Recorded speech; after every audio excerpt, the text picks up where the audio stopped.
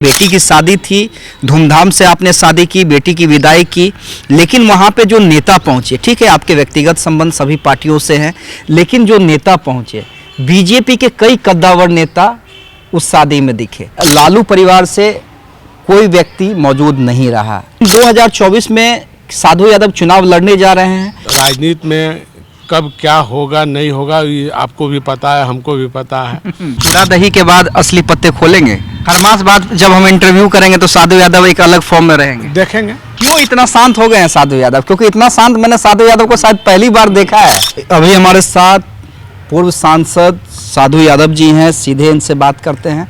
साधु जी, बिहार की राजनीति में बहुत कुछ चल रहा है, आपकी भी नज़र होगी, आपको क्या लग रहा है? और दूसरा सवाल मेरा ये रहेगा, इस राजनीति के बीच में साधु यादव की राजनीति को 2024 में लोग किस तरह से देखेंगे, किस भूमिका में देखेंगे? अभी तो आप ऐसा क्वेश्चन कर रहे हैं कि हम अभी कोई मेरा प्रोग्राम नहीं है, कोई तैयारी नहीं है। अभी तो हम बेटी के शादी से नहीं, बेटी के शादी में का विजुअल मैंने देखा और यही इसी कारण मेरा सवाल है। ठीक है, देखिए व्यक्तिगत समारोह था, बेटी की शादी थी, धूमधाम से आपने शादी की, बेटी की विदाई की, लेकिन वहाँ पे जो नेता पहुँचे, ठीक है आपके व्यक्तिगत संबंध सभी पार्टियों से हैं, लेकिन जो नेता पहुँचे, बीजेपी के कई कद्दावर नेता उस शादी में दिखे। और इसलिए मेरा सवाल कि 2024 में साधु यादव की भूमिका क्या होगी? देखिए हम मीडिया से हैं, आप राजनीति में हैं, तो ये सवालों का आदान प्रदान तो होगा सर। वो बात सही है, लेकिन सवाल है कि बेटी के शादी था और शादी में सभी दल के लोग आते हैं जाते हैं, हम लोग भी जाते आते हैं सभी दलों में। ऐसा नहीं है कि शादी होता है और बेटी को आशीर्वाद देना रहता है, और जिनका भी बेटी हो, समाज का बेटी है, तो उसमें लोग जाते हैं, अपना आशीर्वाद देते हैं। और फिर इसमें कहीं किसी को जाने आने में कहीं कुछ कोताही नहीं है। लेकिन बढ़ चढ़ के देखिए, एक शादी में भाग लेना, सभी का आशीर्वाद देना, और जो भी नेता गए थे आपके पुराने संबंध रहे हैं सभी से, लेकिन जिस तरह से सोशल मीडिया पे आपका नाम लेते हुए तमाम लोगों ने आशीर्वाद दिया और बताया कि हाँ पूर्व सांसद साधु जी के बेटी के शादी समारोह की ये तस्वीरें हैं, हम गए थे वहाँ पे, तो कहीं ना कहीं ये चर्चा का विषय हो गया है कि क्या साधु यादव उस ओर भी रुख कर सकते हैं क्या 2024? अभी कहने का मतलब ये है कि बेटी के शादी में जो लोग भी हमारे निमंत्रण पर आए, मैं उनका तहे दिल से स्वागत करता हूं कि आए और बेटी के शादी में सम्मिलित हुए, हमारी शुभकामना है और मैं उनको बधाई देता हूं। सभी लोगों को, जो लोग आए निमंत्रण पर, जो नहीं आए उनका भी स्वागत है, जो आए उनका पूरा स्वागत है।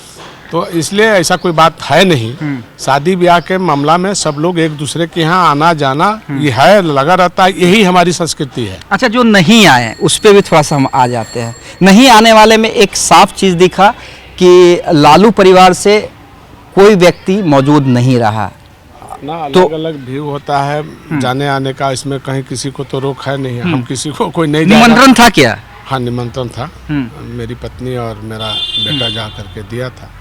लेकिन चलिए, उससे कोई मतलब ज़्यादा कुछ माने मतलब नहीं है। आना जाना नहीं आना जाना वो लोग का उस पर, वो लोग के पर व्यवहार पर डिपेंड करता है, हम उसमें कुछ नहीं कहना चाहते। लेकिन समाज अपनी ओर से एक भाई ने निमंत्रण भेजा था अपनी बहन के। भेजे थे, बहन बहनोई और भगनी सबको दिए थे। वो तो सब परिवार लिखा जाता है उसमें, तो उसमें कोई दो राय नहीं है। भेजा गया था और 1 तारीख को ही भेजे थे, 1 दिसंबर को ही निमंत्रण भेजे थे। चलिए ठीक है, आपने निमंत्रण भेजा, वो नहीं आए, उस पर अब बहुत ज़्यादा चर्चा हम नहीं करेंगे। लेकिन ठीक है, आप अभी कह रहे हैं कि बेटी की शादी थी, लेकिन 2024 में साधु यादव चुनाव लड़ने जा रहे हैं, क्योंकि चर्चा तो है, जो हमारे पास इनपुट्स हैं कि साधु यादव 2024 में चुनाव लड़ेंगे। सवाल ये है कि किस पार्टी से लड़ेंगे? अभी इस पर हम कोई कमेंट नहीं करेंगे। हम जहाँ हैं वहीं हैं अभी। हम तो बहुजन समाज पार्टी के सदस्य के तौर पर हैं, अभी हैं वहाँ पर। तो भविष्य में क्या होगा नहीं होगा वो तो गर्व की बात है, उसमें हम अभी क्या बोलेंगे, अभी कुछ नहीं बोल पाएंगे। मतलब चूड़ा दही के बाद असली पत्ते खोलेंगे। अब देखिए क्या होता है आगे अभी क्या होगा नहीं होगा, कौन रहेगा नहीं रहेगा, वो सब बात का चीज़ है। लेकिन अभी इस तरह का कोई प्लान लेकिन साधु यादव ओपन हैं मतलब अभी कोई प्लानिंग नहीं है। हाँ, अच्छा चुनाव तो लड़ेंगे ना? पॉलिटिकल आदमी हैं लेकिन अभी कोई प्रोग्राम नहीं है। क्यों इतना शांत हो गए हैं साधु यादव? क्योंकि इतना शांत मैंने साधु यादव को शायद पहली बार देखा है। कभी राजनीतिक आदमी है, कोई मतलब वर्कर है, हाँ। राजनीतिक वर्कर है, लंबा सफ़र है मेरा, 4 बार मैं मेंबर रह चुका हूँ। और इसलिए तो सवाल है कि मैंने आपका कई बार इंटरव्यू किया है, कई चैनलों में रहते हुए कई दफ़ा इंटरव्यू किया है, पहली बार साधु यादव खुलकर पत्ते नहीं खोल रहे हैं। 4 टाइम मेंबर रह चुका हूँ, इसलिए मुझे सब चीज़ जानकारी है। हाँ। और आगे क्या होगा नहीं होगा वो कौन जानता है, लेकिन आगे की बात हम अभी कैसे क्या बताएं नहीं बताएं, समय आएगा तो फिर देखा जाएगा। अच्छा चलिए, अब आपकी बात छोड़ते हैं। बिहार में जो कुछ चल रहा है, फिर से चर्चा तेज हो गई है। जेडीयू के अंदर एक अजब सी हलचल है ललन सिंह को लेकर।